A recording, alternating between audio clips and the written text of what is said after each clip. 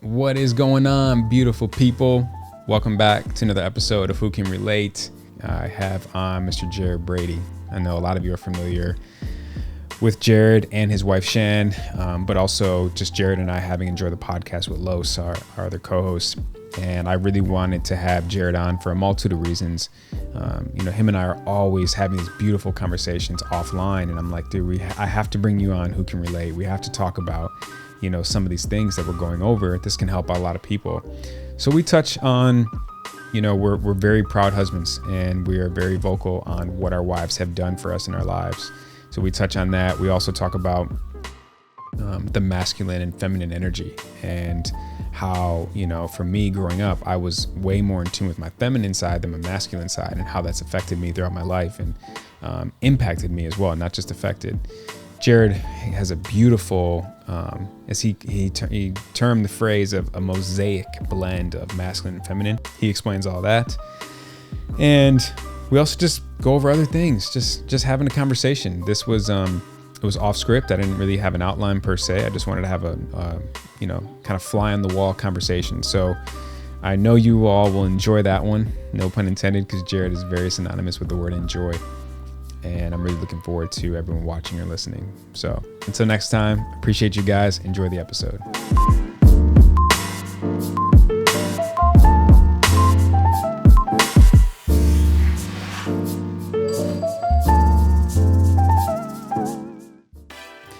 So it's funny because I remember Shay was asking me about, are you going to have Jared on? Yeah. And Who Can Relate? And I was like, of course. What kind of question is that? She's like, it's funny how you haven't really had him on, and then you kind of text me either that day or the day after. It was very soon, and I was like, oh shit. It was in the zeitgeist, bro. Something, man. But little do the people know, I had you on. Yep. I was number 2, right? You were my second episode I ever filmed. That was when your boy had the dry erase board up. Oh yeah, I remember that. With all my notes. That was inspiring. Oh really? Yeah. It was stressful for me. No, that was inspiring because I was like, that was the first thing that I noticed was I was like, oh man, this guy really takes the podcast game serious. I really care. Yeah. He really, really wants to give you guys the best content. So you guys be appreciative of all the work that JD puts in. Oh, they are. Yeah. The community is dope. Super strong. And back then though, we only knew each other. That actually was probably the first time we saw each other in person since we met. Yeah. From the audition. Yeah. Yeah. Which was maybe a year prior to when we filmed. Yeah.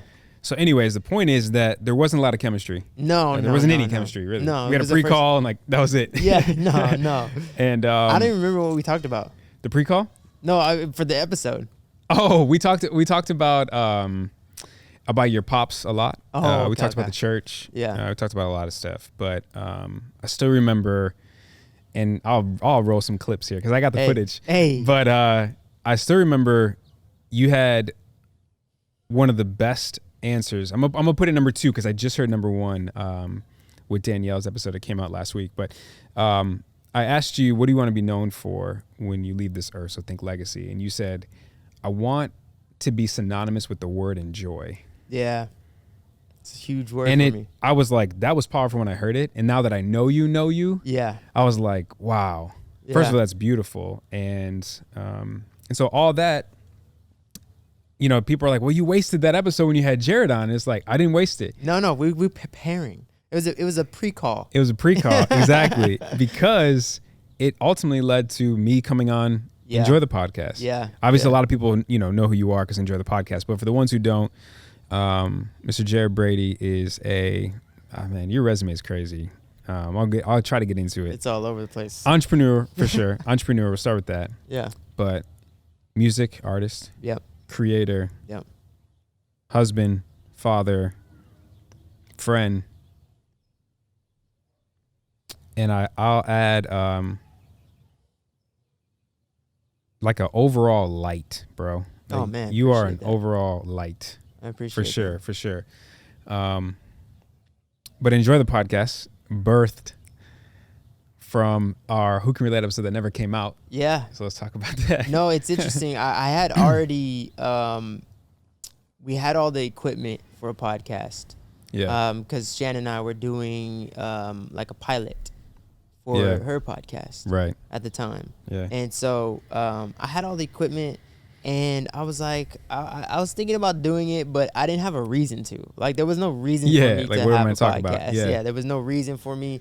I didn't have like this feeling of wanting to help the world or anything like that. Like, I had nothing. There was no reason for me to have a podcast. Yeah. And then I went on yours. And I was like, wow, that was really fun. And it was actually, I think, the first podcast I've ever been on. I've never been on any other podcast. Yeah. Interesting. And I was like, that was really dope. Like, I enjoyed that. I was like, why don't I start one? Yeah. And so Los and I did a first episode. Yeah. And then I was just thinking, I was like, something's missing. And I didn't know what it was at the time, but now I've came to find out it was just, we needed that structure. We needed that somebody who understood and listened to podcasts, because I didn't listen to podcasts, neither did Los. Yeah. And when I went on your podcast, it was like very apparent that you listen to podcasts, you understand structure, you understand formulation. And so it was just kind of like, this is a perfect marriage. And on top of that, you have interesting perspectives. Yeah. So I was like, this would be dope if you would want to come on. And when I asked you, I didn't think you would be down because you have your own. I remember when you asked me, you were like, look, bro, I'm not trying to take you from your own thing, but I feel like you would be a really amazing addition to what we have going on over here. What's funny too is, like, I had already had a couple episodes in the tank for Who Can Relate. Yeah. But I launched after Enjoy. Yeah. I think a lot of people may be like, oh, JD started after Enjoy. Like, I had been started. No, you were the first. You were first. I have a tendency to, shoot from the hip. Oh no, hey, listen, and that's why I think the marriage of the three of us works so well with Enjoy, because you get so many perspectives, so many different ways to go about things. Yeah. And luckily the three of us don't have egos, so the dynamic, really works. But so I had Shan on the show, which is my number one episode, self-sabotaging. Hey. Shan killed it. We both, had some just beautiful conversation, man. I remember it was one of those episodes, and it's happened before a couple times, where I'm rolling in it, and I usually have an outline. Today I don't. I'm trying something new, and there were so many things she would say, and I'm like, whoa. And I remember thinking, I need more time with this. I can't do it right now because I got a host, but I was like, I can't wait to go back and watch it. Yeah. And so when I wanted to have you on, I was like, I have this challenge when having my friends on, because I'm like, we can talk about whatever. Yeah. Anything doesn't matter, we can talk about it. But I'm like, we'll figure it out. I love the saying, which is, everything to everyone is nothing to no one. Yeah. So what's going on, beautiful people? Sorry for the interruption of this amazing episode with Jared. However, your boy's got some exciting news to share with you. Drum roll, please. Your boy's got his very first sponsor on the show. This episode is proudly sponsored. I'm going to say this again because I can't believe I get to say this. This episode is proudly sponsored by my boys at Manscaped. So I talked to them. I said, look, if I don't like the product, if I don't believe in it, and more importantly, if I don't use it, I don't risk that relationship that I have, that trust, that bond with my audience. I said, JD, no problem. So I said, okay, cool. Let me figure this out. And they said, oh, by the way, it's waterproof. I said, what? It's wireless. Huh? Take this in the shower. Right? Shay's on the way home. You know what I'm saying? I'm going to make sure I'm right, light, and tight. You know what I'm saying? Manscaped just launched their 4th generation trimmer, the Lawnmower 4.0. Your boys got you covered. I have a 20% off special coupon. Manscaped.com, JD20, 20% off. Come on, you're not gonna pay full price. I had to talk some sense into them. You know what I'm saying? Fellas, pro tip here, life hack. If you've been taking care of your family jewels down there with the same trimmer you use up here, what the hell is wrong with you? We know better. Make sure you separate the two. So not only is it cordless, but it's waterproof. And last but not least, it has a nice LED light. Little ASMR for you, so I can see what the hell I'm doing down there, just in case. It's the other reason why I really like this, and this is like huge. This is a no nick, no cut, no, So imagine shaving with a sleek, well-designed, optimized trimmer that makes shaving time your favorite time. So I know what you're thinking. How can I get my hands on this hair and body trimmer with Manscaped? Well, your boy's got you covered. Free worldwide shipping and 20% off. Manscaped.com/JD20. I got you covered. I promise. You'll thank me later. Your partner will thank me later. Your boys will thank you later because we're not that close. You know what I'm saying? And ladies, this isn't just for men. In case he's not able to watch or listen to this, help him out. It's the gift that keeps on giving. I promise you. And everyone wins. See that? Win, win, win, win. Shay approves too. Smooth. Back to the episode. What I want to talk to Jared about. Okay, cool. Well, the one thing that I know is a common thread amongst a lot of things is how much our wives have changed our lives. Yeah. And getting to know you and Shan over this last, coming up on a year, I've said this before to Shan, there's something about this house, which is also why I was really excited to film here, that brings so much joy, to per which you want to be known for and joy. And it's a large part predicated on your marriage. Yeah. With Shan. Yeah. So let's talk about just like how and what Shan has helped you with, brought into your life, opened you up with, just any all things. Yeah. I think something that a lot of people don't like to hear is a man who changed because he met a woman. Yeah. A lot of times, because there's a lot of hurt that comes into that. Yeah. I find that with specifically men who are players, boys, for lack of a better term. I know you have to bleep that out. Sorry. All good.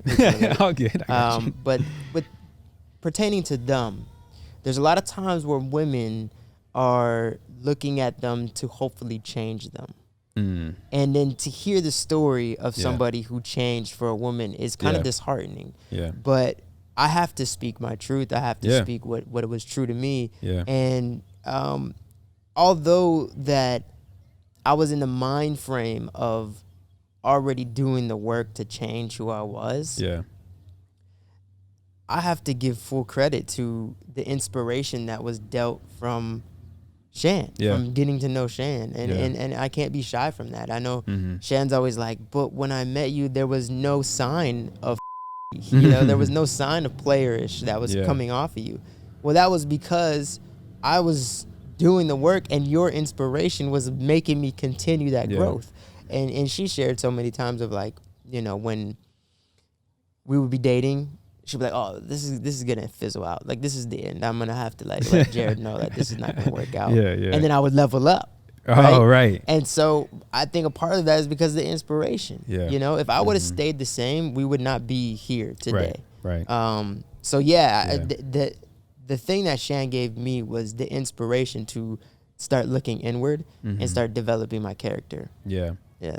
But it took a lot, though, I'm sure, for you to even get to the realization of openness to that, to that shift. You know what I mean? Because I think a lot of times, at least for me, I would be just stuck on stupid. I would be stubborn. No, it's got to be this way. My way or the highway. My solution is the only solution, kind of thing. And women along the way would try to get me to be aware of certain things, and I just couldn't embrace it. So I think a lot of that has to do with how amazing Shan is. That's an testament to Shan. 100%. Like, it was so apparent that she was an amazing woman.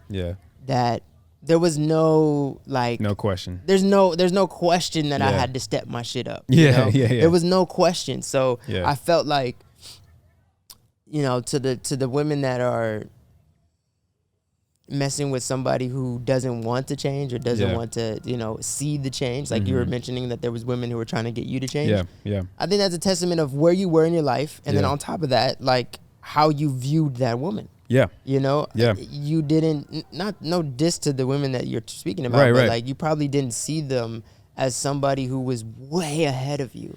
No, and something I've said on Enjoy is, certain women bring out certain sides of you. Yeah. And certain personality traits, demeanors, characteristics, etc. I mean, you are who you are to the core for the most part, but some people bring out the worst in you and some people bring out the best in you. And for me, Shay, along the lines of, Shan, which, by the way, both of our wives' names are Shannon, she was kind of, in a sense, my Shan in a way, you know, where she was not the end-all, be-all as to why I started to get it together, because I had started getting it together before I met Shay. Very brief, like maybe 3 or 4 months prior to meeting Shay. But again, for me, Shay was that consistent light at the end of the tunnel, in the days where I'd be tempted, in the days where I'd want to quit, or I'd give up, or revert back to old bad patterns and, ways. She would do something or say something or not say something in a matter of an argument where it would reframe my mind to think long-term and not short-term. Yeah. And she was the only woman that ever made me think that way. Yeah.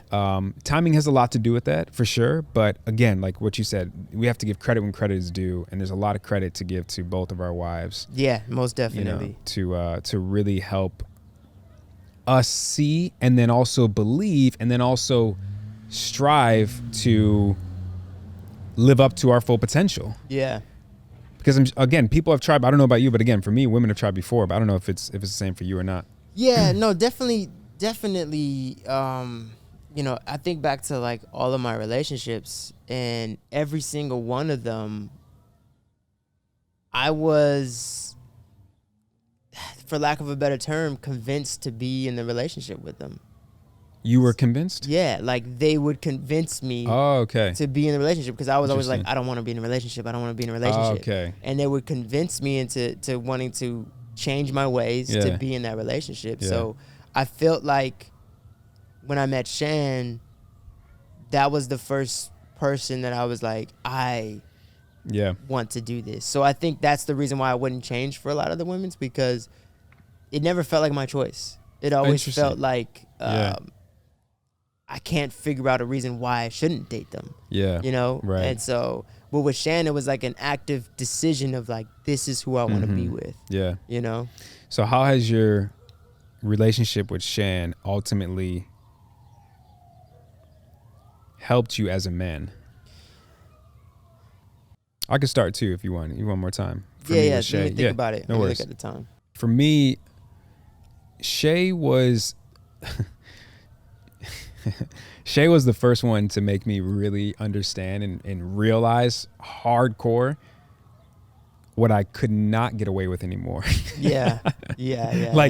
And she never like checked me like I'm checking you. It was just like the way her self-worth and value system is set up. She's like, I just knew. You're not doing this. I just knew. Yeah. She didn't have to say anything. I just knew. Yeah. She has that presence about her. And I also knew what I had and what I could have in her long term, you know. That is for sure one thing that was very evident.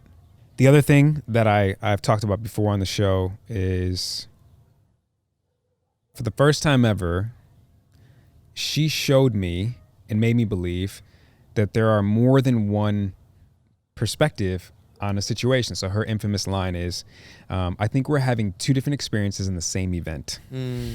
Yeah. And bro, like it took me months, maybe even a year to like really not be angry at that, because I was hot. Yeah. I'm like, what are you talking about? There's one experience. Yeah. You're just not seeing it. I was robotic with it and methodical. And she's like, I heard what you have to say. In fact, I agree with a lot of what you said. Yeah. But can you hear me now? Yeah. And whether it was a combination of how I was raised and what I was subjected to. Yeah. My ego back then, my stubbornness back then, my toxic traits, bad patterns. I didn't want to get to the point of trying to see someone else's perspective. So for her to allow me to have that awareness is something I will forever be grateful for her. And she also, I've never said this in the show. I actually never said this to a lot of people, but again, credit where credit's due right now. Shay has really helped my relationship with my daughter. In the field of like, she understands what it feels like to not have a father or a stepfather in her life. So her father wasn't in her life, and her stepdad physically was present, but wasn't really. He had every opportunity to be the great stepfather he could have been, but he just never took advantage of the opportunity. And so she can relate to Adriana and literally put herself in her shoes, and then she can also put herself in my shoes to know how it feels to want to be a part of. I want to be a part of my daughter's life so bad, but I feel restrictions sometimes. Shay knows how it feels to feel restricted. Yeah. Maybe that's a whole other episode. I'll have to get into it her. But those are like kind of my top three. Yeah. Shan, for me, what she did that was so crucial was she loved me with freedom. And that I've never really felt love like that. That's beautiful. Not even with my mom or my dad. Like my dad was very, he was afraid a lot. Yeah. So he loved me with fear. Don't go there. You can't go to parties. Right. You can't do this. And my mom loved me the best way she could, but it was very. She gave me. It's hard to explain, but it was as much as she could give. Right. Yeah. She was going through a lot. Sure. And so with Shan, there was like it's not an unconditional love when I say freedom, because there's definitely conditions, but it's freedom to choose, freedom to choose how I want to operate in this life and in this relationship. Yeah, and that right there gave me so much confidence, self-love, and understanding. I got to see her clearly. Because now I'm not looking at her as my girlfriend or as my wife. I'm looking at her as a human being, as a separate human being, a separate individual that I fell in love with. Like I didn't fall in love with her because she's my girlfriend or because she's my wife. I fell in love with her because of who she is, because she's an individual. Yeah. And so that was like the biggest thing. And then another thing that she did for me was, even when I didn't deserve it, she found ways to lift up my masculinity. She found ways to let me lead, in different ways, maybe undeserving in some areas, but I got to learn how to lead a relationship and how to, be a man, so to speak. She gave me space to grow in that area when there was times where I didn't deserve it, and in that process, I feel like in prior relationships, my manhood was oh well, you're not doing it right, let me show you how to do it, and I didn't get an opportunity to kind of go through that and learn on your own. I didn't get the opportunity to figure out how to lead a relationship, especially in an argumentative state, right?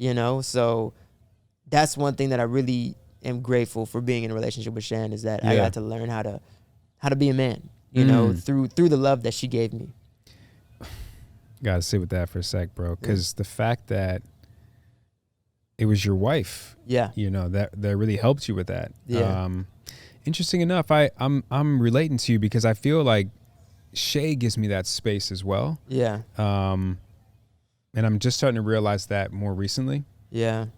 And it's beautiful because they see the potential in us. They see our hearts, and who we strive to be. And they just have a beautiful way of like maneuvering and finessing the right path to help us, even if we don't see it. Yeah, just little nudges. Yeah. Little nudges. Just try this. Yeah, like, when Shannon and I first got together, like I was terrible at hanging stuff up.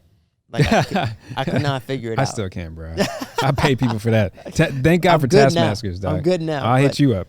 I was so bad before. And in other relationships, like that was used as a sticking point to make fun of me or to be like, you can't even hang this up, or what do you mean? Like, that's what men are supposed to do. Yeah, there was like a tear down of my masculinity because I didn't know how to do this, right? And with Shan, our first apartment, she would let me put holes in the wall, figure it out. Oh, wow. Yeah, like she was just not like drilling huge holes in the wall, but like if I messed up, like it wasn't like an attack on my masculinity. Right. It was like, you'll figure it out. Don't worry. We're going to figure this out. And so, and now that we live in this home, like I'm able to not damage our own walls. Yeah. Because she gave me that space. Right. Because she allowed me to make mistakes. Because she allowed me to, figure it out as we went along. Sure. And that's like a very surfacey level example, but that's the type of way that she would like let me figure it out. I know that I need to do this. Yeah. So again, regardless of, whether it's hanging things up on the wall, I'm sure there's plenty of examples you can give and stories you can give, but a lot of people will be able to fill in their own blanks with that. But tell me a little bit more, because that's interesting, and I want to talk about the masculine versus feminine energy, about how Shan helped you kind of find or maneuver through that. What's interesting about my masculine and feminine energy is that I always had a healthy amount of feminine energy. Yeah. But I also had a healthy amount of masculine energy. Okay. And I think that my entire life, I've always balanced between the two. All the time. I couldn't help it. It wasn't something that I tried to put on or anything. And so when I got into the relationship with Shan, she always made sure that she celebrated my masculinity. She always made sure that was never in question. Yeah. And it helped in our relationship heavily. Sure. Because online, people love to attack my feminine energy, because it's something that hasn't helped them, right? Yeah, I was gonna say, yeah. And so they look at me like, well, why does he get to display feminine energy and still get the woman and still be okay? But I think what's really important to take away is that like you can be feminine, but it has to be a mosaic. It has to be just as balanced as your masculine energy as a man. And so, and same vice versa for a woman. Like you can be masculine. Yeah. It just needs to be a mosaic of femininity as well. And depending on who you end up with, they're going to require either more masculine or more feminine, whatever it is. So, with Shan, it's interesting because I've always had a balance between two my entire life. But if I had to pinpoint with Shan specifically, she really just celebrated my masculinity a lot. I relate to you, to a lot of what you said, but I realized, kind of through Enjoy the Podcast, actually, that I had more feminine energy than masculine energy. Really? Because Los has a lot of masculine energy. Yeah. A lot. Yeah. You have a very good balance, but I think Rome talked about this too when he was on Enjoy. You have a good balance. Oh no, Fees from the roommate said, but when I meet you in person, I'm not even questioning anything like you're masculine. Yeah. So I've noticed that when I'm around masculine energy, it's hard for me to find mine. Yeah. And more backstory on that. It's probably a defense mechanism. And not in a sense of like, oh no, but I think like good-looking guys, and I can relate to this. Good-looking guys, when they get around other men who give off masculine energy, we downplay our masculine energy because we just don't want no issues. We just don't want no. You're insecure about the way I look. I understand, and we just, at least for me, like I just don't want any issue with you. I don't want any issue with you, so I'm not gonna alpha you right now. Right. I'm just gonna chill. I'm just gonna chill. For me, it's not so much that. It's because I grew up being raised by women. And I grew up being more comfortable with women, whether it's friends, even my family members. I mean, again, raised by a single mom with a lot of help from my sister as well as I got older. And one thing I realized like this week was I was raised by women, but unfortunately I didn't learn from them. I learned from watching men. And a lot of the mistakes of how to treat a woman or how not to treat a woman, et cetera. So I was raised by women, but I didn't learn from them. And so being raised by women, very, very, very rarely seeing my dad and spending time with him or any male figure for that matter, I had a lot of feminine energy. So when I'm around masculine energy, it's foreign to me. So I don't know how to fit in. When I was younger, I used to go too much. Yeah. And I used to go not enough. And so I was always trying to find that balance. And it kind of, if I'm being honest, it's still a struggle. Yeah. Especially the macho man, the guy's guy, you know what I mean? And obviously I can be whatever the hell that means anymore, but I can be that. But nonetheless, I'm more comfortable around women. And so I realized, you know, I try to find my place, you know, to kind of get in where I fit in with it. And maybe people can relate to that, maybe not, but it's definitely my truth. It's my story. And that's, I mean, again, from a kid, you know, when I don't know how you grew up, but like at family parties, like the guys would be in the garage watching the game, drinking beer, whatever. Okay. And then the women would be in the house talking, whatever. I'd be with the women. Interesting. I know everything about sports. Yeah. I don't really drink, but I can hang with them. But I always found myself with the women. Now, I was very close to my mom when I was younger, extremely close. So it was a lot of it like I didn't want to leave her side. And you're talking, you know, 6, 7 years old, whatever. Yeah. But even as I got older, I don't know. I could just conversate easier. I felt more comfortable, etc. Yeah. So for me, it's always been a balance of trying to balance. Actually, let me start over. It's always been a challenge to accept that I have more feminine than masculine energy. Yeah. As a guy. Yeah. As a straight man, it's hard for me to fully embrace that side. Yeah. And not fight it. Yeah. I think it's both. It's like, because there's two things. It's like men make you feel inferior or less of a man when you display feminine energy. Mm-hmm. And then a lot of times we don't see a lot of men with feminine energy winning. So we think about the guy who gets all the girls and everything. Yeah. The rapper, the athlete. He's usually a lot of heavy masculine energy. Yeah. So we just grow up internalizing feminine energy is bad. Right. Or weak.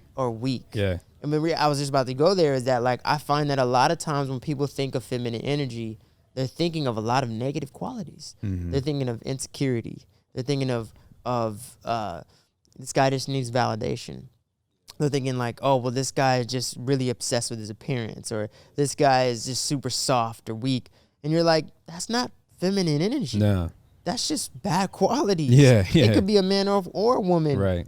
We don't want that in you. We don't want somebody who's insecure, who needs validation, who is obsessed with their appearance. We don't want somebody who's super weak-minded. We want strong people, regardless what it is. So I look at it like, you know, I go back to my own experience, and it's like, now my feminine energy has never hurt me in the dating world, ever. Never hurt me. You know, it's never hurt me. But I do recognize that, like, my masculinity is never in question. I think the question of, will feminine energy hurt you in the dating realm? We have to ask women that. Yeah. Because my experience is no. I'm sure your experience is no. Well, I was thinking about that right now. I don't know. I don't really know if I can put my finger on a yes or a no. It's a little gray for me, because I remember a couple relationships where the woman, without saying, was just kind of like, you need to be more masculine here. Yeah.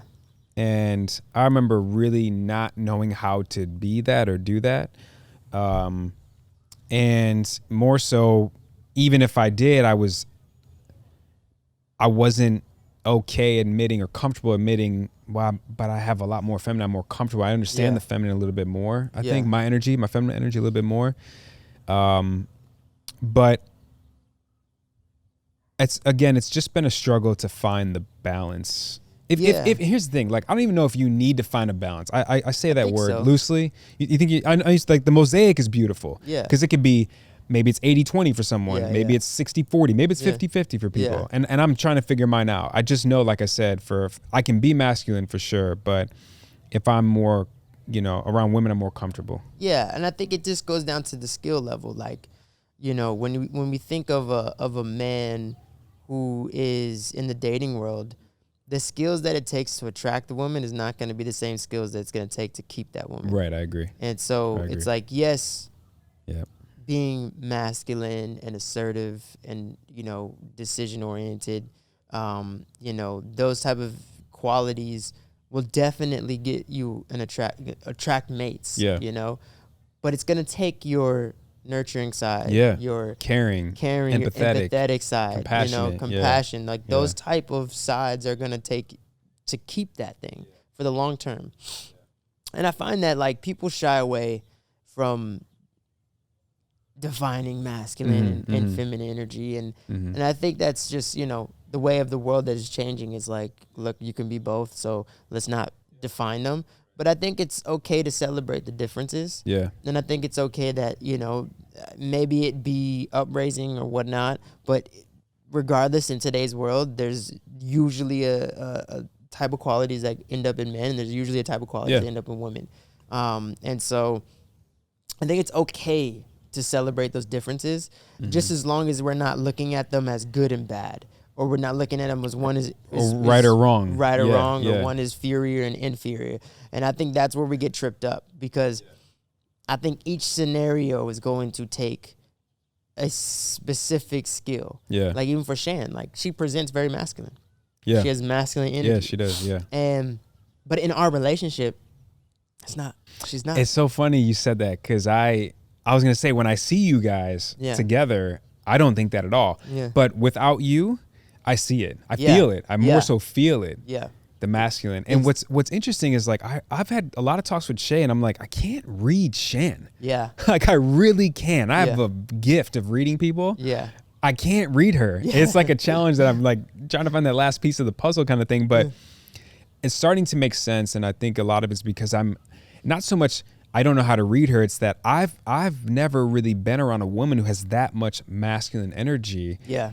But is still very feminine. Yeah. It's a beautiful blend. She has that mosaic. Yeah, it's beautiful. And so I just think that people need to get real with themselves. Yeah. And understand what is your dominant natural trait. Yeah. And once you figure out and pinpoint that, that's when you can go into being like, okay, well, what skills can I bring into this relationship? Whether that be I need to develop more masculine energy, or whether that be, I need to develop some feminine energy. Like, there's a common theme going on about like women are too masculine today. The independent woman. Yeah. It's not that she's too masculine. It's that she is just what she wants. She's on her. And we're not used to that. Yeah, and she's getting it done. And I think the reality of the situation is that a lot of times women who are focused on their career and that's what they're trying to build, they don't really spend any time focusing on how to nurture a relationship. Yeah. And they try to take the same skills that they use to build whatever business, whatever career that they have done, and they bring it into a relationship because it's benefited them. In that realm, it's benefited and men them. have done that for centuries. For so long. And so it's the same thing. It's the dichotomy of like, you see a man who super ambitious and super going. Yeah. He doesn't always possess the skills to nurture in a relationship. He doesn't translate into the relationship world well. And that's something that, like you said, for men, we deal with factual challenges, issue then solution, ways of thinking. And in a relationship with a woman, in this case, it's not always like that. Most of the time it is not like that. And so that's something I'm coming to the realization of for sure. And I'm here for it. I'm here to learn about it. I'm here. I embrace it. One thing I want to say too is I remember an experience I had with a guy friend of mine where he was like, man, stop being a little bro. And I was like 21, 22. And he was like, come on, man. Like you're being sensitive, man. You're being sensitive, dog. And I remember thinking like, I'm not being sensitive. But then now that I'm older, I realized I was being sensitive because I was hurt by something. Yeah. And instead of shoving it under the rug and pushing it to the side, I should have in that particular moment embraced it, sat with it, respected the feeling and tried to process through it. whether it came from a solution or a solution came of it, or just an understanding came of it, I shouldn't have pushed it to the side. And I know for a lot of men, that's what we are taught, shown, and what we hear to do when it comes to our feelings, whether it's being sensitive, over caring about something, being hurt. And so that's, I think, you know, it made sense because like my feminine side is, I'm definitely sensitive. I'm a sensitive cat. You know what I mean? I remember Shay told me that in like a healthy, beautiful way, but yeah. But I think it comes down to, you know, I know you say that you don't necessarily feel that you know how to be masculine, but I think you do because. My bad, Jay. I do, but it's hard for me to feel comfortable in my masculine around other men. Okay. Who are like hypo. Yeah. If that's even a thing, masculine or just the macho man. Macho guy. Yeah. The guy who's overly masculine. That's right. Like weird. kind of. I don't like baby in the corner it, but I get quiet. Yeah. And I start to like, you know, I'm in my head a lot. Yeah, you pull back a little bit. And that's why I was saying like with enjoy, it makes me think of that because there's sometimes, and I see in the comments, people are like, sometimes when we go live, actually, people are like, JD, you good? You all right, bro? You all right today? And that's what I mean by that. It's like, and it's not to say like everyone changed. No, I'm not saying that. But it's like, it is still a struggle and a challenge for me to find that balance. Yeah. You know? So. No, totally. Yeah. And I've definitely wrestled with that for a while. But I think what I had to come to realize was that a lot of the times when I was afraid to be sensitive, and going back to your original point, when I was afraid to be sensitive or afraid to be vulnerable, when I was hurt, not only show anger, but to show like the layers of things that I felt, it was because I never wanted my masculinity to be in question.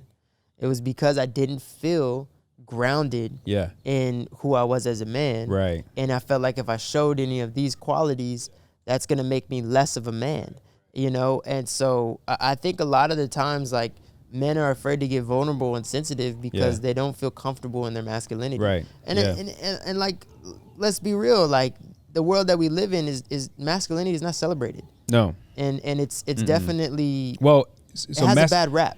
It has got a bad rap, but it is celebrated by a lot of men who see it as that's the way to success. Yeah, and then those men are usually have problematic views and have, you know, a struggle in relationship. Exactly. Yeah. And so a hard time. We don't see healthy masculine men, right? Especially healthy masculine men in relationships. Right. The only place that I'm able to see that is in church. The only place that I'm able to see that is it was in church. That was the only place I was able to see that the man was celebrated for being a man. Yeah. You know, and because there's Bible verses preaching it, right? And so in everyday world, the people who don't subscribe to that, masculinity has this rap of being bad. Yeah. It's not good. Yeah. You know, so growing up, we're always told that the masculine side is bad. It's bad. It's bad. You need to put that down. You need to put that down. And I think that is causing a result of people or men not feeling comfortable in their masculinity, but then until they feel insecure about it, and now they're not being vulnerable, and they're not being sensitive. Yeah, it's a back and forth. I don't want it to be in question. Yeah. And so it's I just hope that there is going to be more male role models and more role models for men that are actually good and celebrated for their masculinity. Yeah. I think we're trying to be that. Oh, of course. Yeah, we're creating that space. And there's a number of people who are on the internet creating that space. I just I feel like it's going to take a lot of these kind of conversations. 100%. You know, 100%. and a lot of conversations with women. There needs to be more conversation between the men and women dynamic. And honest conversations. Yeah, and open-mindedness in these conversations, understanding in these, and here's the thing too, like something I try to do all the time when it comes to conversations is just try to listen to understand instead of listening to reply. Yeah. Hey everyone, so bad news, we lost our third take in the episode. I don't know what happened with the audio. We have the footage, but something happened with the audio and it didn't end up translating. So You only missed out on one topic. We touched on, Jared and I have this common thing where when everything is going really well, we're anticipating the bad for some reason. And we had a beautiful talk about it. We'll have to do a part 2 where we explain it for you all to be able to listen and to watch. But nonetheless, I hope you all enjoyed this episode, and I hope it, could help out in some kind of way. I know it definitely helped me out. I was taking notes while we were going at it, and I can't wait to watch this down the road. So again, much love to Jared. Appreciate you, man. Love you, man. And I'm just honored to be in your space, and I'm just honored for you to come on to the show, and can't wait to do it again. So until next time, guys, thank you so much.